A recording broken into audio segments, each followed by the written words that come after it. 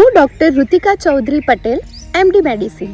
આજે જાણીશું પ્રોટીનના મુખ્ય સ્ત્રોત, જેના 3 પ્રકાર છે: પ્રાણીજન્ય પ્રોટીન, વનસ્પતિજન્ય પ્રોટીન અને અનાજમાંથી મળતું પ્રોટીન. હવે જો તમે શાકાહારી છો તો પ્રોટીન ક્યાંથી લેશો, તો એ જાણવા આ રીલ પૂરેપૂરી જુઓ.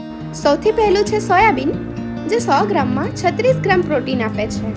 બીજું છે સોયા ચંક્સ, જે 100 ગ્રામમાં 52 ગ્રામ પ્રોટીન આપે છે.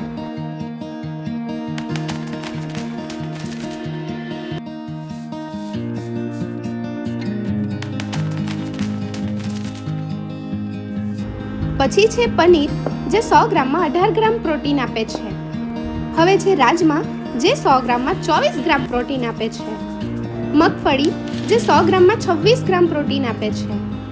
દાળ, જે 100 ગ્રામમાં 24 ગ્રામ પ્રોટીન આપે છે. કોળાના બીજ, જે 100 ગ્રામમાં 30 ગ્રામ પ્રોટીન આપે છે. પછી છે બદામ, જે 100 ગ્રામમાં 21 ગ્રામ પ્રોટીન આપે છે. અને સૂકા ચણા, જે 100 ગ્રામમાં 19 ગ્રામ પ્રોટીન આપે છે.